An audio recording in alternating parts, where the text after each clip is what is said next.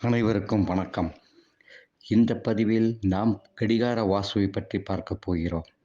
கடிகாரத்தில் இத்தனை விஷயங்கள் உள்ளதா என்ற ஆச்சரியம் அனைவருக்கும் தோன்றும். வாழ்க்கையில் மிகவும் மதிப்புமிக்க விஷயம் நேரம். அதற்கு ஆரம்பமும் இல்லை, முடிவும் இல்லை. நேரத்தை உருவாக்கவோ அல்லது அழிக்கவோ முடியாது. சரி, கடிகாரம் எதை உணர்த்துகிறது? இது நேர அழுத்த உணர்வை குறிக்கும்.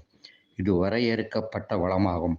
அதை புத்திசாலித்தனமாக பயன்படுத்த வேண்டும் என்பதை நமக்கு உணர்த்துகிறது. வாழ்க்கையில் ஒவ்வொரு நிமிஷமும் நேரத்தை வைத்தே செயல்படுகிறது.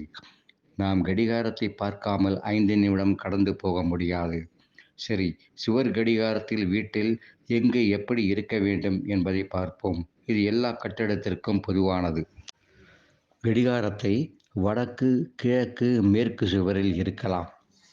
தலைவாசல் மேல் கடிகாரத்தில் வீட்டில் உள் அல்லது வெளியில் வைப்பது நன்மை தராது. கடிகாரத்தை வீட்டின் உள் ஹாலில் இருக்கும் அனைவருக்கும் தெரியுமாறு பொருத்தமான திசையில் வைப்பது நல்லது. வீட்டிற்கு வெளியில் கடிகாரத்தை வைப்பது நல்லது அல்ல. கடிகாரம் எப்போதும் ஓடிக்கொண்டிருக்குமாறு பார்த்து கொள்ள வேண்டும். சுவர் கடிகாரத்தை தெற்கு பகுதியில் வைப்பதை தவிர்க்க வேண்டும்.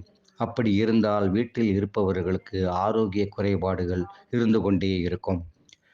கடிகாரங்களில் பல வடிவங்கள் இருக்கின்றன. அது இருந்தாலும் வட்ட வடிவமான கடிகாரம் மிகவும் நல்லது. அதேபோல் கடிகாரத்தில் பல நிறங்கள் உள்ளன. அது முக்கியமாக வெள்ளை, சாம்பல், கிரீம் கலர்கள் நன்மை தரும். இறுதியாக, வாஸ்துப்படி கடிகாரம் வைப்பது அனைத்து குடும்ப உறுப்பினர்களின் செழிப்பு மற்றும் ஆரோக்கியத்தை உறுதி செய்யும்.